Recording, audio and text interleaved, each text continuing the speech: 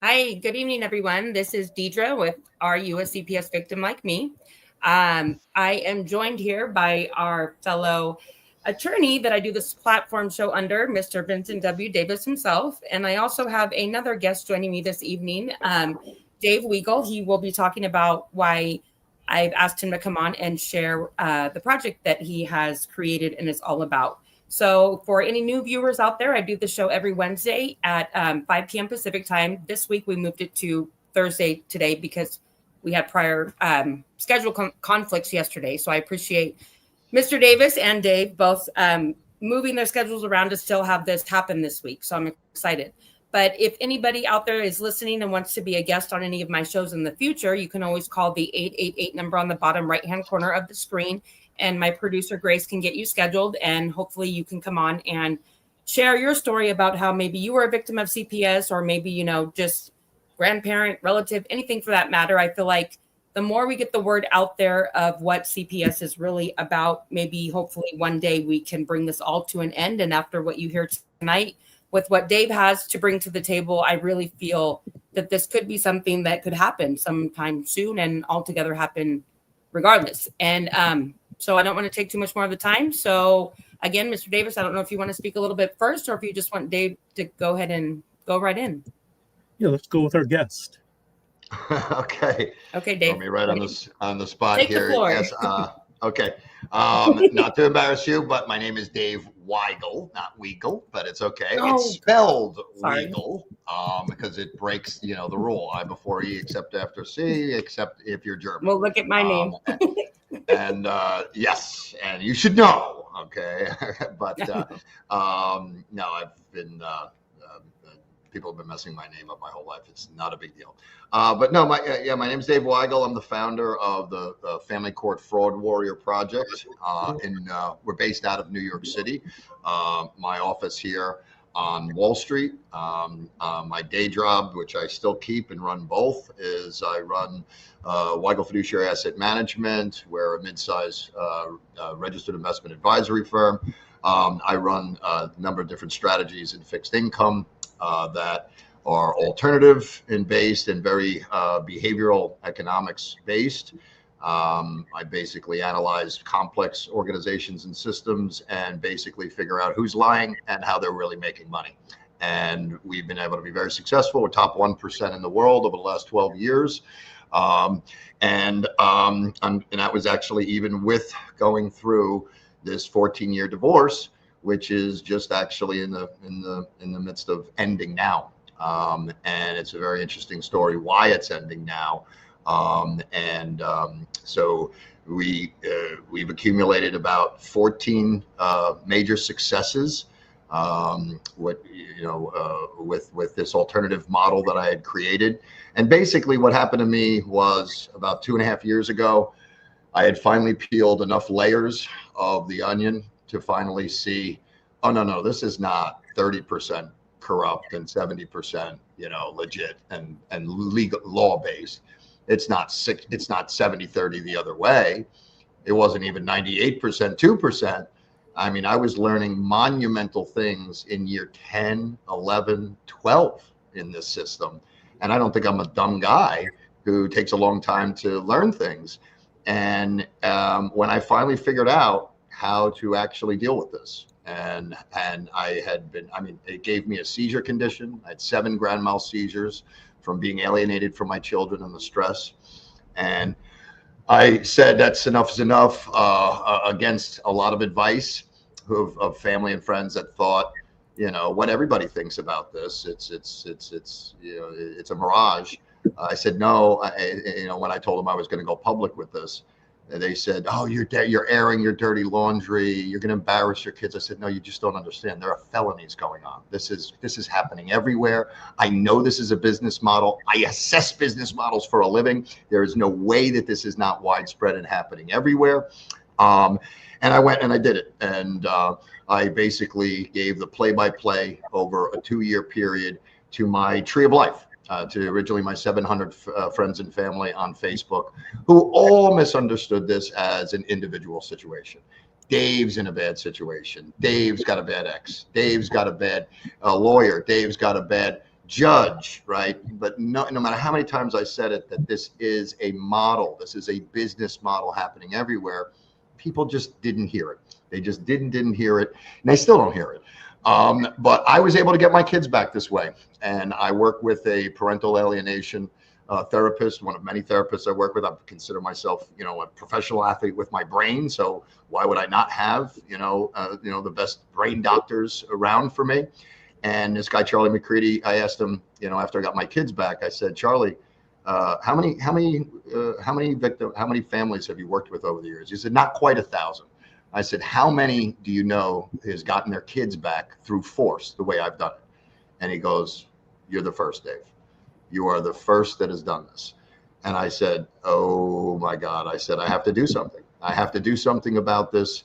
So at this point I had, and a big part of my plan was utilizing the press. I call it intelligent transparency, not just complaining and outing judges on Facebook to your friends. That will get you arrested. Actually enlisting card-carrying journalists that have freedom of the press is a very key part of the success of my situation. But I couldn't model that for everybody, right? I mean, not everybody has the money to engage, media strategy and be able to get to a journalist. Okay, I mean, there's a handful of journalists that will report on it, and they get thousands of people coming to them a week, and my heart bleeds for them. So I had to develop a program that could help everyone. I decided I wanted to do this. So my program is about really the convergence of three mind-bending, game-changing technologies. First, using the internet as permanent public record versus the town hall of records that nobody sees. And then having that, putting your evidence out there now validated by a card-carrying journalist if you can, okay, if that's possible. But the second step is to move it over. We're utilizing this Facebook group as a public ledger under the principles of blockchain. And if you know anything about how blockchain works and why it's such a game-changing technology, it's a truth verification system. Technology-wise with Bitcoin, it's all these disparate technologies, all these disparate computers confirming that a transaction is true. On Facebook, it's asking people to turn their phone around and give a 3 to 5 minute testimonial where the whole world can look in their eyes and assess whether or not these people are telling the truth or not when they're talking about something that is so horrific, and answering the question, what did they do to you and what did they do to your children? And I keep them the 5 minutes to prevent the trauma response that has people going on for 18-page texts and whatnot, and having everybody have their eyes rolled. So a lot of it is, I've been in the communication business for a long time. There's a very big difference between communicating effectively, reporting your evidence effectively, doing things the right way. So the second step is the blockchain to verify the truth. And then the third step is utilizing this AI stack that we've built to basically assess all of the court documents that people have and to run it through our AI stack. So that, and the last piece of it is I've developed about 150 polling questions. So we're basically conducting a live study, a scientific study, where every one of these questions has to do with the industry as a whole, not stuff that ever comes up in a single individual case, so that we can one day ask of this body of 2,000 cases that we're analyzing, how many people have been arrested in the divorce process that never had a criminal justice record or a speeding ticket in their life? And when we see the numbers come back at 67%, 72%, we weigh that versus the criminal justice science that shows 4 to 8% in every demographic, every time period, every analytical period of time that we can actually analyze. And on one question, we've now proved that this is a nationwide racketeering system. So it's multifaceted, it's multi-steps, but the net of this is, you're not going to allow any transparency because, there's kids involved, like redacting software hasn't been out for 40 years. We're going to get the data directly from the victims themselves. But the reason I have to go through all these vetting processes is that I'm sure Mr. Davis knows, not everybody who claims to be a victim's a victim. There's vetting process, and I'm looking at the other side of what they all say, against us, and all it takes is one person who's purporting to be a victim who is not, or has some very ugly secrets that they chose not to come forward with. And that unfortunately is something that we do have to do, because no one's got the time to analyze 2,000 cases in the research the traditional way. So we use a lot of the behavioral science techniques that I use for red flag, green flag indicators in my work to basically come to a high probability that these people are telling the truth, that these are the true victims here. And it's not that we want to play judge and jury here for anybody, because if you're gone through the family court, you're all a victim, because nobody got due process. But the reality is, for us to win, okay, I built this system to win. All right. And the reality is we need the 2,000 easiest cases to assess that are truly valid and the best cases that we can actually put forth, so that we can ask these questions, get this data. And then by running it through AI, it's not Mr. Davis saying that so-and-so judge is a criminal. It's not Deidre saying that this is a racketeering system. It's the sum of all human knowledge that is confirming it through math and science. And that's the goal. And the only thing is, I will end by saying, a lot of people come to me and say, Dave, you have no idea of the evidence that I have. And I said, I hear that 100 times a week, and you need to understand this system is so corrupted that you have to understand that it doesn't matter what evidence you have. It's three questions. Who's listening to that evidence? Who's listening that has the power to do something about it? And number three, what's their motivation? Who's stepping in front of this freight train and going to be the poster child for taking away this multi-billion-dollar industry? These are still unanswered questions, because we've already proven this is a nationwide epidemic. This is a racketeering system. Okay. And now the only thing I'll dovetail into this is my experience is in the family court fraud, where they're using your kids to steal your money. The CPS side of it is different. Okay. It might be the same criminals in there, but they're stealing your children for government reimbursement money. So even though we have a lot of CPS cases come in, I've said till I'm blue in my face, we're not a CPS specific case. It's not my experience. It's not my expertise. But I'm trying to help these people. And if they can send in all their court documents, maybe we can help them that way. But we use the law for defense and the media for offense. And CPS cases are different than family court fraud, but we are trying to help people equally. And I hope I made sense from all of that, because it's a lot of moving pieces and a lot of parts in there. Mr. Davis, let me just real quick tell you something. When I told Dave about you, he was, I guess you would want to say, the typical type of person that has yet to really come across an attorney that really fights for kids, and their goal is to win and get the kids home. And so I kind of gave him all of my spiels about you and tried to sell you to him the best that I could. And he heard me out, and he said, you know what, I'm going to come into this with an open mind, and hopefully, he hears what I have to say and thinks that I'm legit. And I said, maybe then you can hear what he has to say a little bit and see that. I know I always tell you that I think that you're like the number one in the world, because I really do think that you are. If anybody researches it, I think that that's true as well. But not that you need to sell yourself to him, but in a way, how could you make it so that he believes that there is actually an attorney like yourself that truly does fight to get the kids home and isn't just one of those quote unquote. But before you answer that, can I just preface just by saying I understand fully that there are phenomenal attorneys on the criminal side, on the corporate law side. My harsh comments are specifically to family law that are in the divorce process, where you're dealing with wealthy individuals.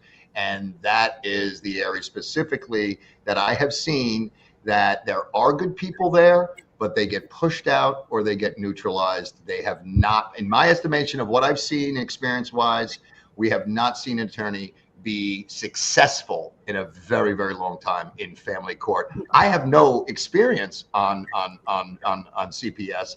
That's a different animal. I have more of an open ear. And what I'm most interested in understanding for my people that are coming to me is how have you been successful? I'm not questioning whether you're legit or not. I'm more interested in how you're being successful so that I could help point people to you. Well, there's something first I want to say and it's a little technical correction for Deidre. And this is kind of provocative, maybe, but it's the truth from where I stand. I represent parents and relatives. I don't represent children.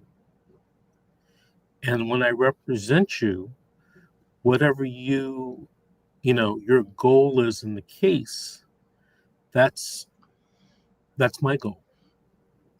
I'm going to tell you a quick story that happened maybe 25 years ago.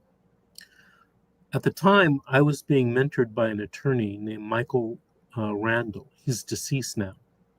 But anyway, he represented a family member, and I represented, I think, the mother. He had the grandmother.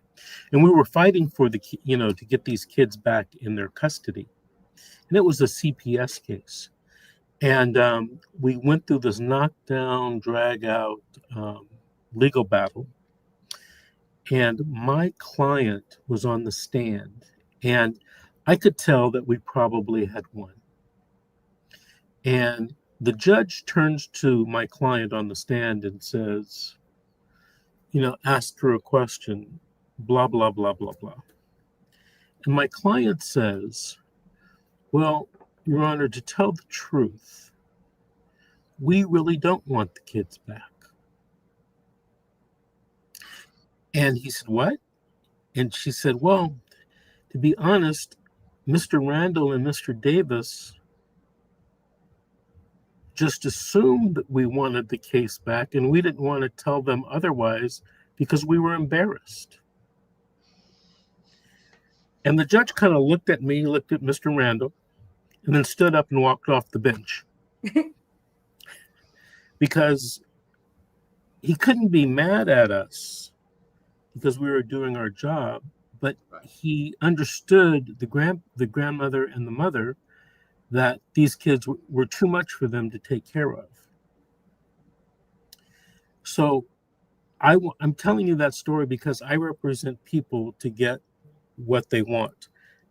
That was an interesting lesson I learned, and I ask all my clients now, right at the beginning, even if they were just a prospective client, hey man, what do you want?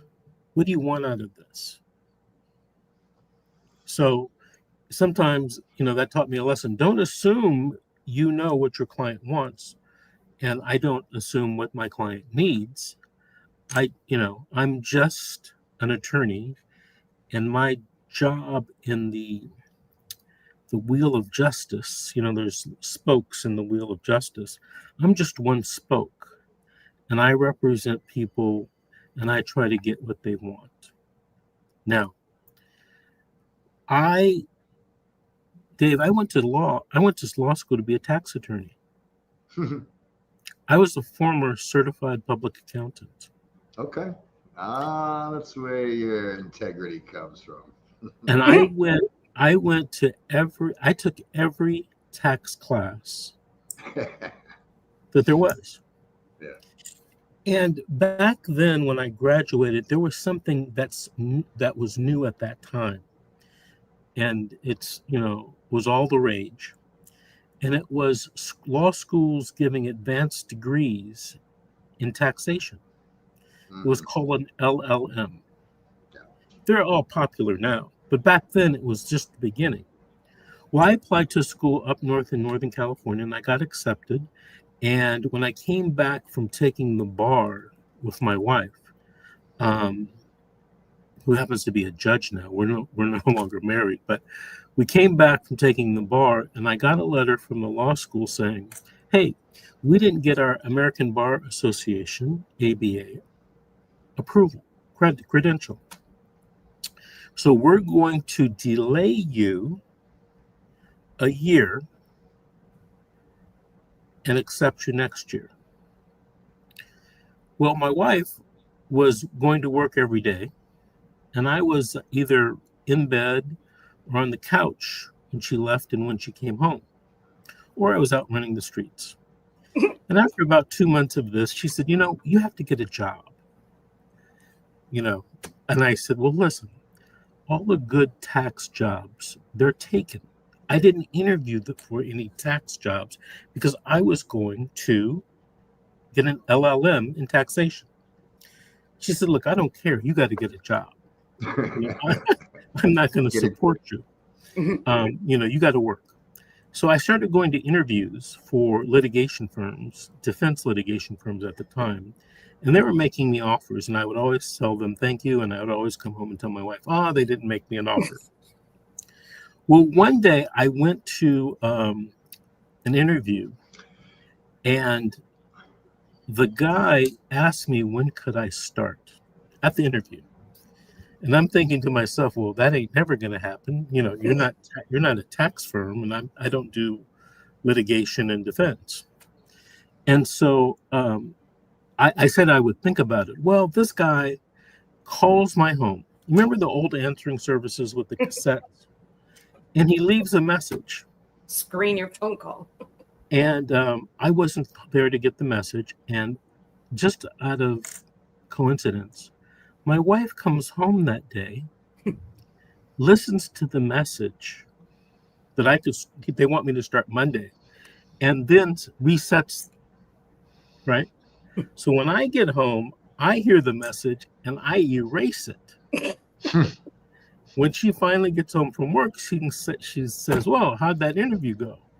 And I said, it's a tough one. They didn't, offer me a position. And she said, you lying sack of shit. I listened to the message. I heard it at lunchtime. You're taking that job. So then I have to take a job in litigation. Now remember, I'm a tax guy, right? During my law school, I worked for the IRS, the Office of the Chief Counsel. They do all the tax litigation. So I'm a tax guy. So here I am going to work at this litigation firm. When I get to the firm, this is almost 40 years ago. There weren't a lot of minorities in these firms like there are now. There was one other black guy there. His name was Michael Randall. And one day he tells me, we're working 60 hours a week, getting paid peanuts, but, we work for this big firm. So, we were hot shit. Mm-hmm. He tells me one day, he says, I'm quitting. I'm going to work to do court-appointed work for something called juvenile dependency, aka CPS. And I'm going to represent and get parents get their kids back. And I go, what are you talking about? I said, people are the government's taking away the children from the parents. He goes, yeah, every day. I said, that's unconstitutional. It's right. I don't believe you. Right. And he told me something else about the pay. He told me, and we get paid what we ask for. But you pay what you ask for. What are you talking about? Anyway, he goes away, and he does this. I lose contact with him. 2 or 3 months later, I see him walking down the hall, and I'm thinking, oh, that didn't work out well. And I said, hey, what are you doing back? And he says, Bill, the partner we work for, asked me to come back and finish a project, and I told him that I would. I said, well, how's that thing going, where they take away kids? Oh, he said, it's going great. And I told him, I want to come down and see this. So this was like a Wednesday or Thursday. And then on Monday, I go down, I call in sick, and I go down and I'm sitting there watching these legal proceedings where they're taking away kids from parents. And I really couldn't believe it. But then the other thing that I saw was a lot of the attorneys that were doing this, they weren't stellar attorneys. And I thought to myself, I don't even know this area of law. Right. I could do it. Right. And that one thing led to another. I applied, and my wife applied, we were married at the time, but we had our own law firm. And we both became court-appointed attorneys for CPS cases. And I did that for maybe 10, 12, 13 years. I don't know how long, but for a long time. And while I was doing it, Mike was also doing it. And he and I, every night, would have about a 2 or 3 hour study group. Just the two of us. We went through the statutes, the cases, the arguments, the strategies. So people ask me, hey, how did you, get so good at this? Well, it was a lot of work, and it's just a lot of experience. I mean, probably over 2 years, he taught me evidence. Now, I'm already a lawyer, went to law school, took evidence. I had no idea what trial evidence was like. Michael Randall taught me that. Anyway, so I stay in this field of practice. Now, I went to school to be a tax attorney. About 20 years into it, one of my clients asks me, Mr. Davis, why do you do this type of work? I read someplace where you used to be a CPA. I said, well, I don't know. That's a good question. She said, well, you'd make a lot more money being a tax attorney working for some downtown firm. Right. And I thought about it, and I go, yeah, you're probably right. As a matter of fact, the guy that I went to law school with, I won't mention his name, but he became a tax attorney, and he's one of the, I don't know if he's retired now, but he was one of the biggest tax attorneys for corporations in something called ERISA, the retirement laws and everything. That was his specialty. And he made 7 or 8 figures a year. Well, the lady says to me, she goes, I know why you do this type of law. And I said, why? She knew something about my background. When I was 3 years old, my parents got divorced. And I didn't see my mother again for another 17 years. Didn't see her, didn't talk to her, nothing. And she said, you're probably doing this because you're probably trying to save those kids and those parents from going through what you went through. Right. And I thought, oh my God, you might be right. Because I found it just appalling that kids could be taken away from their parents so easily. I was really appalled by the situation. So I did this as court appointed. I left and became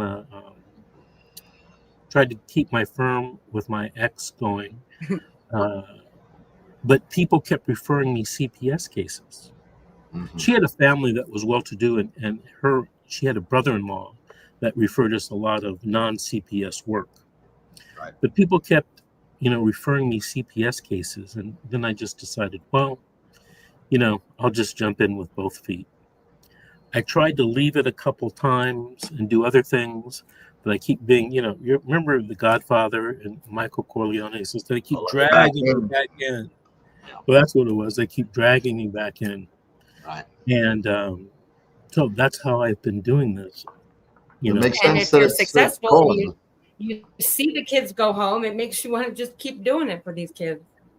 So there's that kind of emotional tag in there for me of wanting to get families back together because, look, I grew up from 3 to 20 without seeing my mom. So I imagine that, I put myself in the shoes, of not being able to see your kid. And when I finally did reconnect with my mom, she shared, of course, I guess the tragedy of her having to grow up without me or, be without me for 17 years. Yeah. Similar to you, it turned into a calling for me. I've left millions of dollars on the table over the last 2 years while spending the majority of my days doing this and taking this off the ground because I couldn't unsee what I saw. When I was alienated, I changed more diapers than my ex. My ex is a Wall Street person. She wasn't one of these women that just the maternal instinct. She's a great mother, but the maternal instinct was just not blessed with her. She just her me time always was away from the kids. If I had 10 minutes, my me time always with the kids. I was mother and father, and I loved and being a dad was my salvation. And to live the life of a father for 7-8 years, and then have some government municipal function, the relationship, fell apart, like a lot of them. But the concept that I can have fatherhood removed from me, you're a father for 7 years, and then you're not, and that caused major mental issues for me. I could not stop thinking about it. How many I times were you literally, arrested, Dave? How many times were they trying to arrest uh, you? 5 times, 5 dismissals. The law firm in New York City that was very famous for the toilet. Have you ever heard of the toilet bowl trick, Vince? No. Let me show you how they do things in Manhattan. Okay. This firm was very famous for teaching their clients the toilet bowl trick. The toilet bowl trick is where they teach their women clients how to trip themselves exactly far enough away from a toilet bowl so they smash their head, give themselves a shiner, and call the police and say, "My husband beats me." Oh, wow. And that is the level of strategy that is done at the family court level. And they had set me up for numerous ones like this. They found a way because I kept speaking out, saying this is the most corrupt system I've ever seen. I'm trained in evaluating financial as a certified financial planner. 1/6 of it is ethics, and it is very heavily regulated. And most of my studies and my strategies in my hedge fund are specifically about sniffing out who's lying. Okay, and I kept saying this is corruption, this is collusion, this is and so their answer to that was, okay, we're going to find a way for you to go to Rikers Island. Rikers Island is known as one of the 10 worst prisons in the world. You should be going there when it's your 10th felony, violent felony. Somehow me sending an email on my 50th birthday calling my ex bitch for not letting me speak to my children on my 50th birthday, which it wasn't that simple. It was the torment of I hadn't seen them for 6 months. Then I was supposed to see them for my 50th birthday. Then that was taken away 5 days before. Then it was supposed to be a phone call. Then that was taken away. These were methodically thought out, devious, evil shit where someone like a Nazi prison guard was getting off on this, was enjoying this. And this has been my calling. Is I've always had a thing about bullies. Growing up in New Jersey, I was a good athlete and always had pretty girls around me, which means I always had bigger guys always wanting to fight me for it, and I just always hated the bully, what the bully stood for. And it just, I would see what the bully would do, what they would take, what they would violate in their victims. And I just always had a thing about it. So when this happened to me, it just became like you, sir. I knew I could make more money doing for myself and saying, well, I got my kids back. It's time for me to go on with my life. But I felt like I've been given the keys to the prison and I'm looking back and what about all them? So I'm with you. It's to find talent in this space. I mean, to help these CPS victims, to help a lot of these family court victims. I think you said it before. It's a gutter. Okay, if you're the worst attorney on the planet, you'd go in family court. Okay, you're not a corporate attorney. You're not here unless you are someone that is just called to this from a higher power. And it sounds like we both are. Are you in your organization? How does one apply for assistance with their divorce or family law case? We have a very, very refined step-by-step case because, unfortunately, in our community here, is you've got 5 different groups of people. You've got true victims. You've got people that are maybe victims and maybe innocent, but they're so mentally ill, we can't trust their gauge of reality. And we want to help them. We try to work with them, but we're not psychiatrists. Okay, if we can't be confident in their assessment of reality. Again, this all goes to just how this plan works. We need the easiest cases because no one feasibly has the time to fully analyze all these cases, review every single document. Okay, I mean, it's just not possible, and that's why it exists. But then you have also the parasites and the vultures that love victim communities. For some reason, this is the internet, and it is the Wild West out there. And there are people that are looking for the broken, the old, the sick, the weak to take advantage of, and they're in this community. Then you have the real dangerous ones. You have the true narcissists that absolutely love victim communities to purport their evil onto. These are the most. So our step-by-step process is to start off, okay, applying for membership at the Family Court Fraud Warrior, but you have to use your real name. Okay, we're in data, and I've had a lot of people tell me, but I'm scared about retaliation. Well, it says warrior on the door for a reason, and what we're doing here is standing up to our abusers with truth and transparency. It's not for everybody. If you've got a psycho after you, don't do this, okay? Because when we break the system, we break it for everybody. We're not giving one-on-one advice on cases here. We want to partner with people like yourself, Mr. Davis, where we can hand things off to experts, you know, when and if it need be. So we start off with their very simply their real name and their case number, so that we can very easily verify who we're talking to first. And this is public information, the case number, but still a lot of people are hesitant to give us that. And then we ask them to start off with introducing themselves by turning their camera around and giving a very powerful 3 to 5 minute video. And I tell people, we don't want presentation. We want authenticity. Okay. We want the world to be able to look in your eyes. Humans communicate 700 ways besides words. All right. And our beings are assessing, okay, our truth or lying, you know, in many ways. And it's as simple as that, as an initial vetting process. So once somebody does a 3 to 5 minute video, then we come in and we ask them to take our polling questions.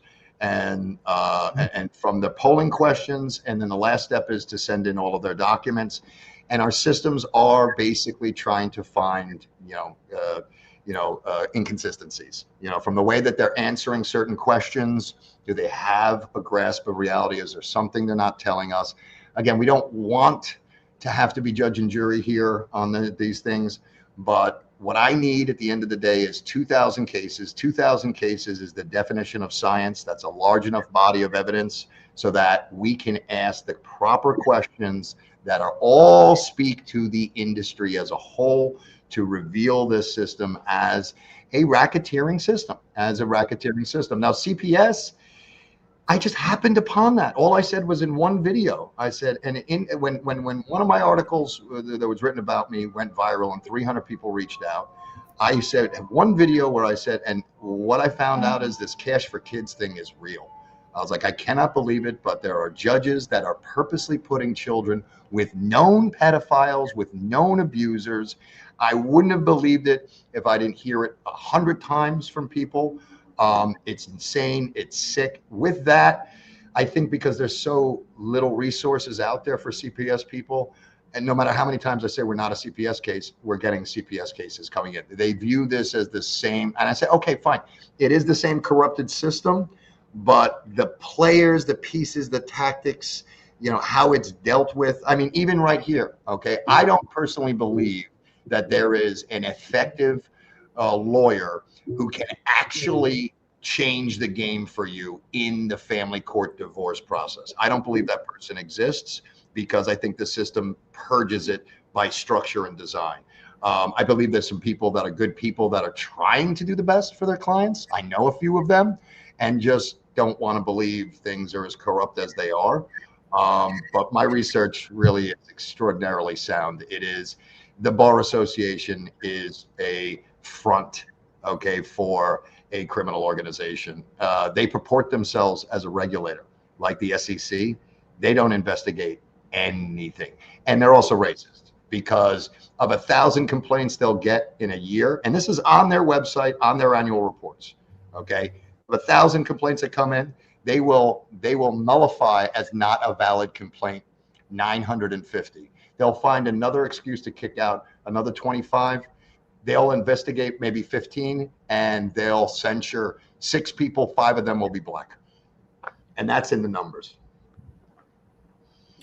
If I apply for your help from your organization, is the assistance free, or do I have to pay for anything, or are there grants that are covering everything? No, it's we have a pledge. I have a personal pledge that I make my money on Wall Street. I do not make money in it's charity. We're a 501c3. I'm waiting for my 501c3 to come in. When it does, I'm going to be raising money and from all the banks that I deal with. I was involved loosely at Morgan Stanley and RBC with their charitable divisions. I had gotten funding for some clients that had nonprofits and had charities before, so I know some of the people there. And plus, I know a lot of people on Wall Street that have gotten crushed by the system, but can't speak out because they work for a big bank. So once I raise a few $1,000,000, I'm going to be allocating resources to exactly stuff like this. Okay, campaign cases where they don't have the money to hire you, we would be hiring you. We funded somebody to get them an immigration attorney when, in their particular case, they were about to be, thrown out of the country. And all this has been coming out of my personal pocket right now, so it's been limited. I can only do so much at this point. But the overall plan later on is to really raise some money. We're not going to pay people's rent. We're not going to entertain someone say, I'm late on my car payment thing, because people hear charity and that comes out of the woodwork. It's going to be for very specific, like, for example, we're partners with the Amen Foundation. They're doing these brain scans that show that the abuse suffered through parental alienation, through the family courts, shows up identically in the brain as that of a physical rape victim. And so we're trying to use science to prove, this corruption in the system any way that we possibly can. We're also partners with Taranon, the Star Foundation. We had a meeting last night where we are able to actually offer our members therapy, consistent therapy 3 times a week, where these people don't have the money for $100, $200 an hour for that. So we make a pledge. It's one of our core principles. We will never ask victims for money, but we do partner with people that cost money. Charlie McCready, this parental alienation therapist, is phenomenal. Okay, he costs money. All right, we say we'll never do this, but there are people that can really help you, and the best thing that we can do is use our skills and our expertise to vet that the only people you'll ever hear about through us are people that can actually help you. Dave, can I say something that you said before too, as far as you mentioned you don't want to be doing this for like 5-10 years down the road. You're wanting to like kind of take all of what you're doing and maybe like a couple years or so. And what did you necessarily say, so I don't say it wrong, as far as your ideal thing is to kind of have everybody get their money back, so to speak, and do that $1 billion class action type thing? Well, everything that I'm doing right here, and I'd ask Mr. Davis to confirm, is I'm validating a class. I'm making sure that everyone who says they're a victim here truly is. And I believe that we're establishing a bulletproof class for, I don't like to count chickens. I feel like we need to put the fire out on the front doorstep before we can worry about the fire around the corner. But the end all be all of this thing is, once we break the system and we prove scientifically that this is a fraud system, the next step is actually going for a $10 billion lawsuit against the government for allowing this. And that $10 billion lawsuit means that it's equally split between everyone that has come through all of our processes and done every step of this and has been validated through all of our processes. And I don't want to cloud the integrity of our mission. I'm lucky enough to be able to still be handsomely rewarded from my Wall Street work. I don't need to make money here. And I know the opposition. There's 390 Facebook groups. There should be 5 because there's so much trauma out there. There's a lot of infighting. And I said before I started this, I said, Dave, do you really want to put your face out there? Anyone that puts their face out there on the big boob tube, right? They're going to get daggers thrown at them. But I said, yeah, but I'm doing such good stuff. Like, how could anyone, they can't come after me. People will listen to you, though. I'm doing good stuff, and that is not the case. I mean, it is insane, the level of lies that I see out there about me. I don't know if it's jealousy. I don't know if people wanted to become famous on Facebook and failed, and now they just hate anyone they see who's getting ahead. It's disgusting. And the big difference between our movement, they don't want to see people like you that actually have they don't want to see people like you that can say like you're from Wall Street, but yet it still happened to you too. They don't want those kind of people involved in this, because then it will make people want to come out and be like, well, wait a minute, if it's happening to him and he's saying it's happening to all these people, I don't think he would lie. And then that's why I think it's so great of you. The to not internet is call the and go internet home, is you know? supporting narcissist behavior. Narcissist behavior is rewarded on a daily basis. And I'll give you a great example. I had some crazy lunatic lie, put up 440 lies about me in 106 days, including calling my regulators to tell them I'm stealing for clients, I'm stealing from my charity, just all this, just completely pulled. He's never been in my presence, as far as I know, never been in my state. But I had to put reports out and answer officially to these regulators and whatnot.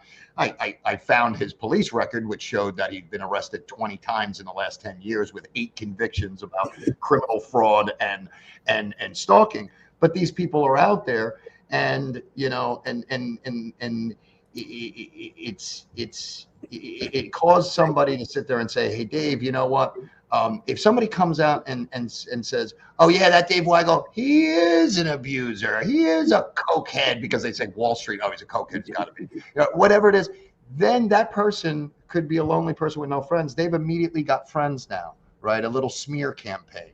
But now my friends that have told me, "Dave, I saw them saying this about you, but I was about to stick up for you, but then I realized, oh, I don't need them coming after me and giving me a hard time." Well, there you have it, everybody. You have narcissist, disgusting behavior being facilitated and fundamentally pushed forward thanks to this internet, and you have decent people doing decent things being fundamentally pushed down and that is what I'm ultimately against here with this truth and transparency machine, is to completely rid this world of these heathens that make a living out of lying.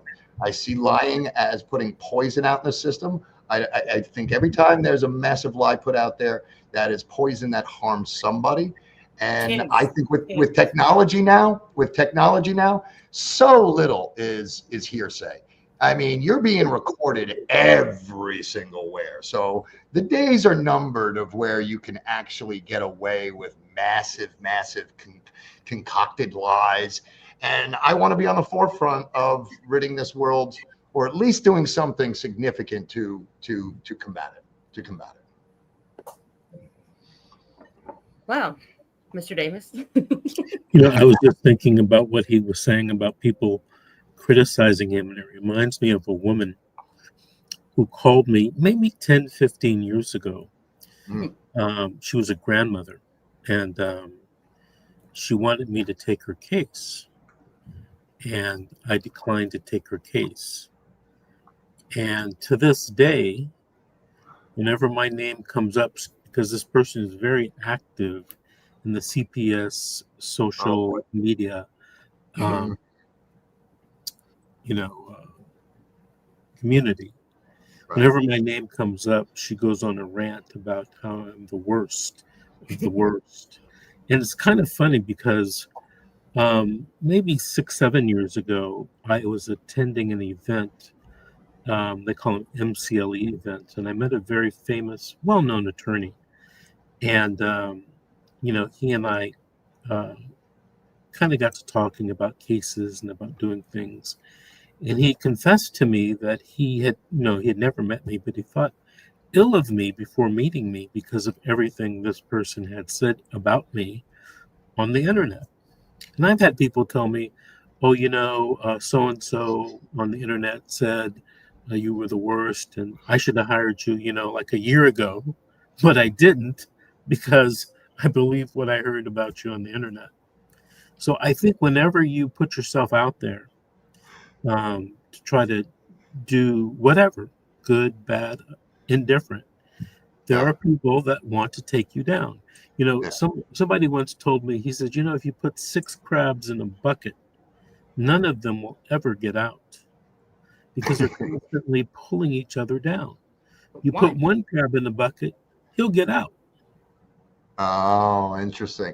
See, I don't mind when it's playful. Like, I'm just reading the comments here, and some guy just said Dave looks like the Sham Wow guy. That's hilarious. That's awesome, right?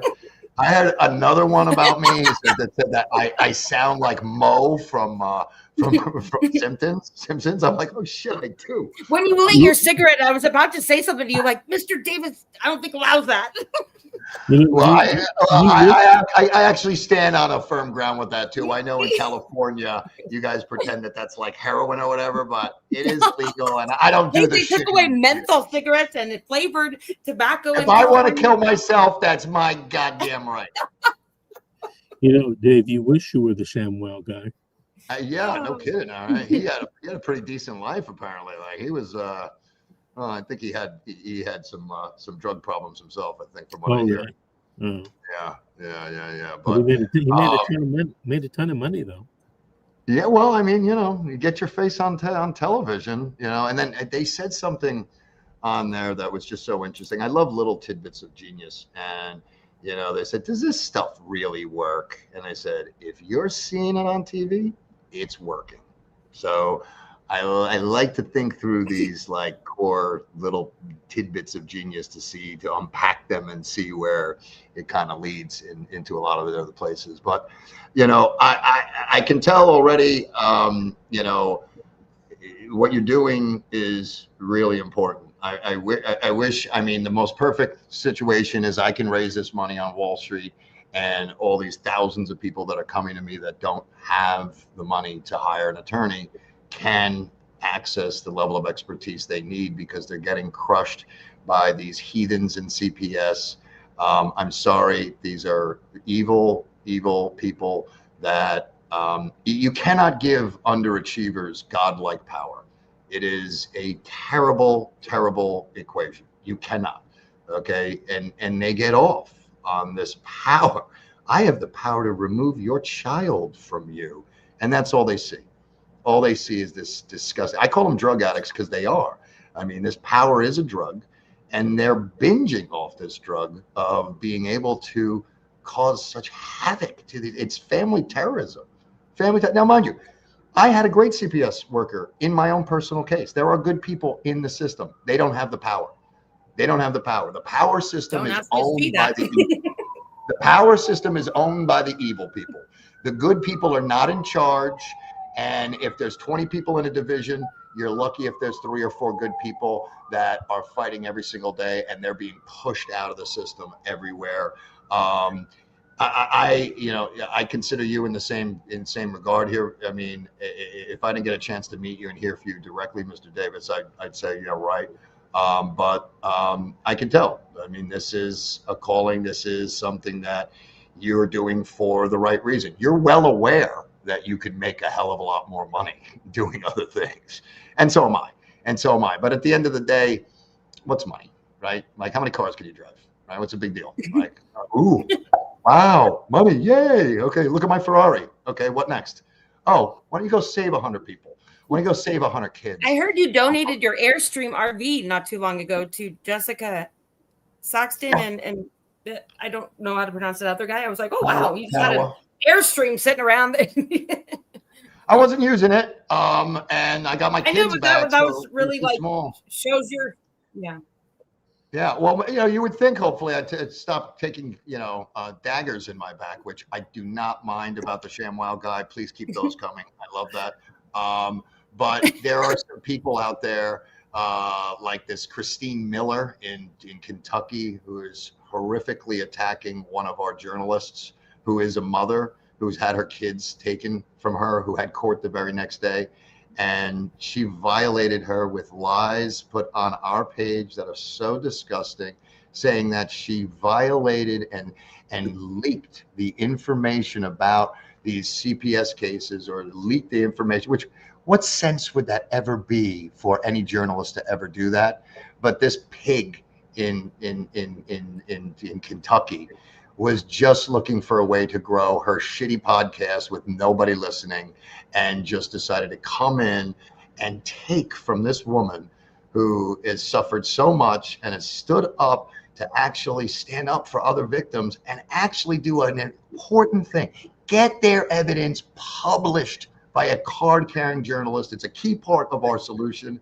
And the way I look at this is like, we're already going into a fight where it's 1 on 20. And this person is purporting themselves as being in our community.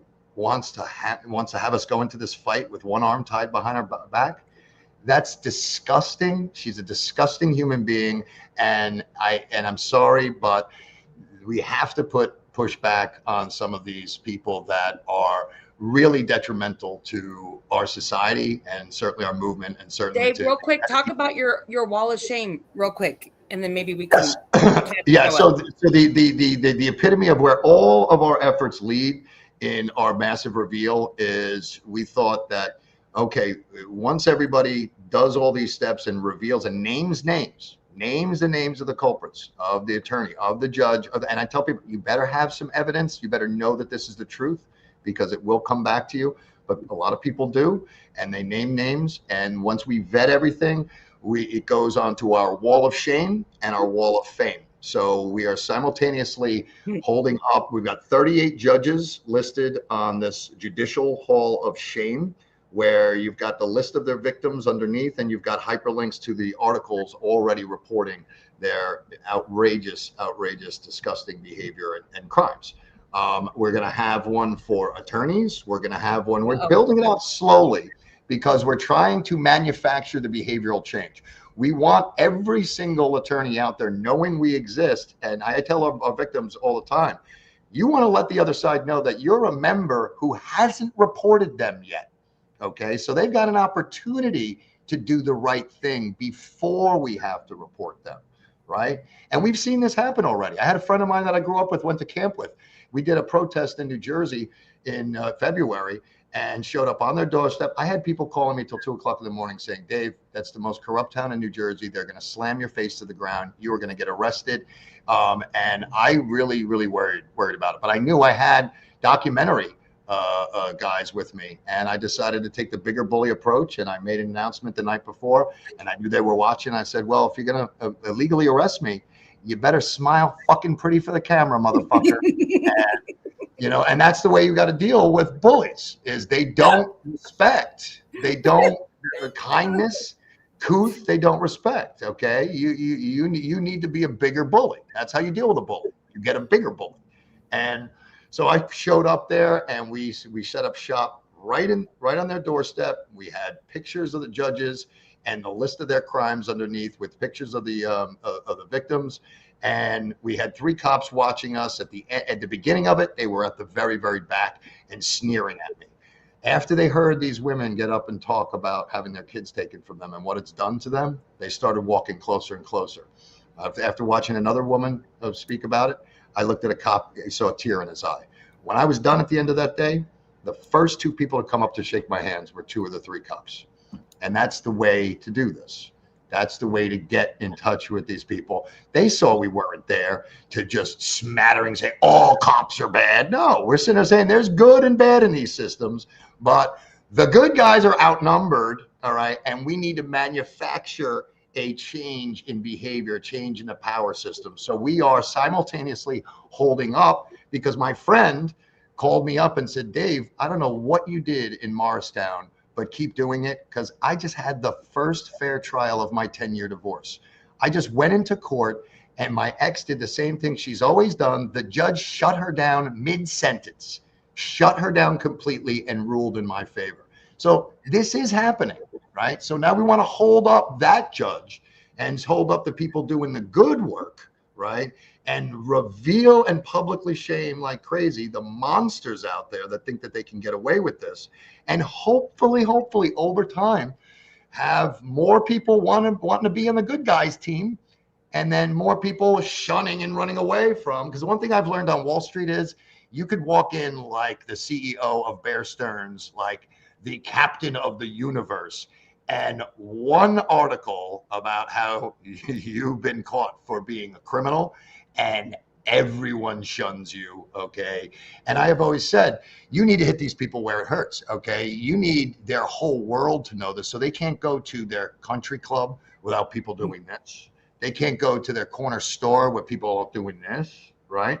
This, when you have no regulator, when you have no law, what all humans seek pleasure, avoid pain. There is no pain in this system. They can get away with anything. They know that, and that's why there's lunacy happening here. So we need to create the pain system Our wall of shame and our wall of fame is this pain system where it doesn't have a shelf life. I mean, every movie, every book, every podcast, it could be wonderful, right? People will talk about it a couple of weeks, and then there'll be 15 more crises that are announced and people just go away. So we're hoping that our wall of shame, it's permanent. It's going to be there every day with the opportunity to find another victim to name below the picture and the name of this dirty culprit. And when 5 victims turn to 15, turn to 20, then we're putting them in a position to start making some mistakes. And that's what I'm waiting for. I'm going to wait until they freak out. And when they start really reveling in their power, because they've got brain rot. When these people haven't formed solutions in their mind, right? They have brain rot. They just sit there and they don't challenge their brain at all. And and then when somebody like myself really steps in their face and challenges their power in a very big, obnoxious way, we're going to see what kind of mistakes they make. We're going to see what kind of mistakes they make. This is alternative strategy thinking, because none of the traditional stuff has worked and will work. I wish there was 15,000 of you, Mr. Davis, that's what I'm telling you. I tell him all the time. Side. Dave, I tell him all the time I want to go outside like the courtrooms and like hand out like pamphlets of him or like his book, or let me ask one important question. Would you work as a family court attorney today, sir? Would I? Yeah. Yes. Why haven't you? Oh, I do have family law cases. Divorce? Actual high conflict divorce? I wouldn't say I get into maybe one high conflict divorce, every other year. Most of the divorces I work on, they're amicable and, they just want to get divorced. Right. Want to divide up the assets and be gone. Right. And that's where I know good people is they're attorneys for a lot of different things, and they'll do family law, but they don't want to do family law. They certainly don't want to do contested family law. It's just what I've seen. Just what I've seen and we've looked far and wide and high and low. Every divorce in the family law system is not a high conflict. Some have very few, disagreements. Maybe they want the judge to set the schedule for visitation, or they want the judge to set the child support or spousal support. But they're not, the cases I'm involved in, family law, are not high dollar estate cases. Right. Which is a different apples and oranges. It's apples and oranges. Totally. Yeah. It's a different dynamic. And again, our messages there are good, and when we went to Bandy Lee's, and there was about 30 court watchers at the Dr. Bandy Lee. She's a Harvard and Yale professor that has been very vocal and outspoken against the family courts, and very blunt about the effects that it's having on the children, the long-term effects. And they're coming after her. Some piece of garbage GAL from New Jersey has a stalking criminal case against her because she showed up in her life twice. And in New Jersey, they have a little law from 2010 that, didn't you know this, supersedes the First Amendment and freedom of the press, that says, no. If you show up 2 or more times in someone's person, in someone's presence, that can be considered stalking. So outrageous things that defy cognitive thought and the definition. Stalking, by definition, is showing up in someone's life over and over and over and over and over again. Categorically, it cannot be only 2 times, but because no one's looking. Mr. Davis, do you know any attorney that has been disbarred for any behavior that you've seen in the last 5 years? I think one, but I'm not for sure. Right. But see, I've the got whole 5,000 victims. Yeah. I got 5,000 victims over it's here. their own plane, it's their own game, and we're not ever allowed to be a player in their game. Everything is how they want it to be, and they'll bend rules any which way, and we all know that. And so, like you were mentioning about like the stalking thing, you're like, how can running into somebody 2 times be considered stalking now? Well, because they just decided that that's what they wanted to be now. They used to manage the transcript, we call it, right? Where that's why they don't like you to be pro se, because the attorneys will only put certain things on the record and all of that. Now they don't even care, because they know no one is showing up to stop them. No one. I mean, the amount of reports I know, just me alone know, that have gone into judicial misconduct boards, that have gone into the FBI, that have gone into the Justice Department. It is outrageous. And as a fiduciary on Wall Street, and I know, my God, one client lies and just, I had one client in 1999 who I sold an annuity to and signed her name 9 times to the paperwork. When I left and went from Citibank to Payne Weber, they hired somebody and said, get this guy Waggle in trouble, because we don't want everybody else doing what he did and taking all our clients over to Payne Weber.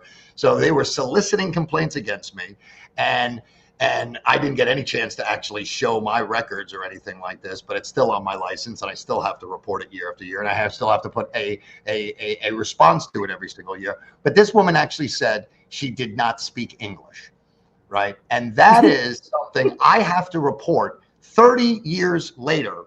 Every year, I have to respond to it every 2 years. So that's the world of a fiduciary on the financial side.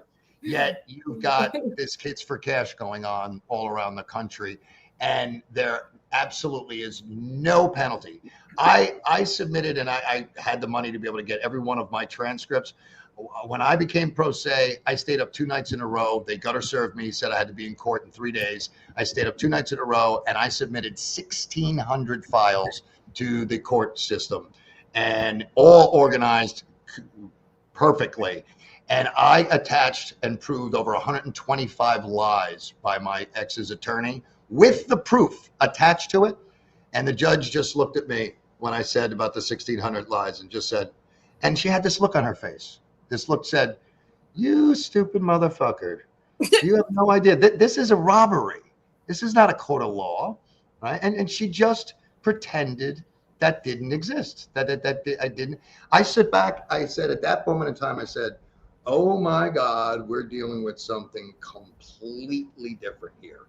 We're dealing. A dog is not a dog. A dog is really a cat, and that's where a lot of people are, trying to find. But the thing is, why did I get so easily those 5 arrest warrants dismissed like that? Because the criminal law doesn't work like this. It's only the family court. It's only the family court where the judges have judicial discretion, where they can make up English words that just have completely new definitions. But on the CPS side, I can see somebody talented really showing up and knows the law and knows right and wrong better than them. I can see why you have them running scared and you are seeing success with what you do. My hope is that we could be putting a lot more very needed victims in your chair in front of you to be able to have access to you, because obviously things cost money. Alrighty, Dave, I have to run. It was nice meeting you. Nice being on your show again, Deidre. Real quick, Dave, if anybody wants to reach out to you, do you want to maybe let them know where they can find you exactly for your family fraud? Yeah, absolutely. You can reach out to us directly at help@fraudwarrior.org, or please just come to the Family Court Fraud Warrior Project on Facebook. We are being shadow banned, so you got to remember to put all of the words in. Family Court Fraud Warrior Project. I know that's a mouthful, but I needed to be specific. Family Court Fraud, and then Warrior is what I've been calling myself for all these years, and then Project to indicate that it is a collective effort here. And so anybody that wants to be a volunteer, maybe on the flip side of it, that wants to still help but not necessarily be a victim, you're also Absolutely. We have really? 40 or so of the best volunteers that I can ask for. They work harder than anyone that I have hired on Wall Street and paid enormous amounts of money to. It is something where you're turning your pain into purpose. And I know it's helped me tremendously on the mental health side and just in every other aspect of my life. And we welcome as many people that can give any kind of effort towards this project.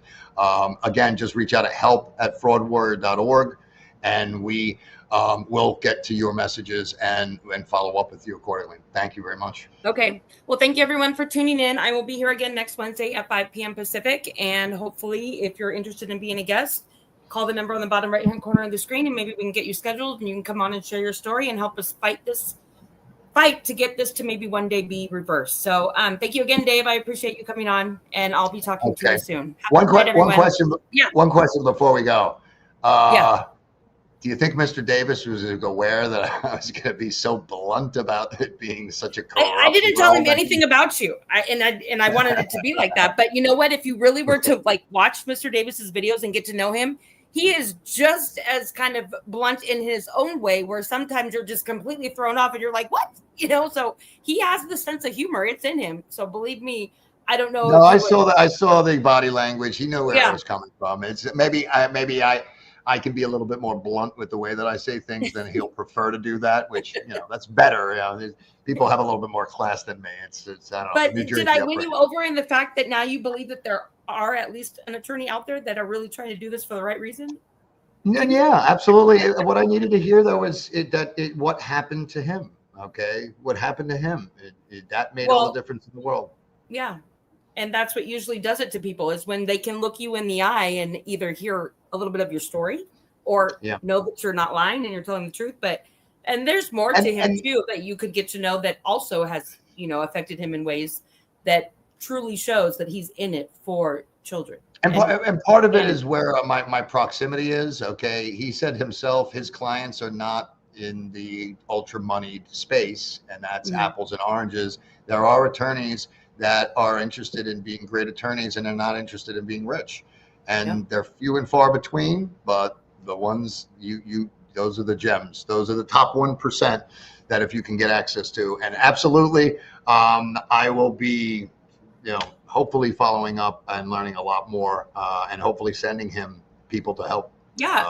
For him to help. I can get you in contact with him, and you guys can go from there. So, all right. Thank you again for coming on, and everybody, I'll be here next Wednesday. And thanks, everybody. Have a good evening.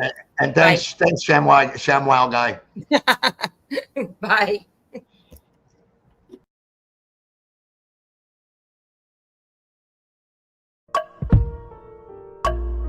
A vivid picture is encrypted in your mind as the critics get in line like they're witnessing a crime. But then you notice there's a shiver in your spine from the feelings of discontentment and bitterness combined. Heartbroken when you listen to the judges, another kid's innocence corrupted. And if you go against it, it's destructive. Consider this predicament the toughest, but we believe in a system fit for justice. Child Protective Services only pretends to save it. The one solution for this is worthy of instant praises. 30 years of experience with relentless cases. Allow me to introduce them. This is Vincent Davis, defending you when they don't think a mother fits the role. Is it juvenile dependency or government control?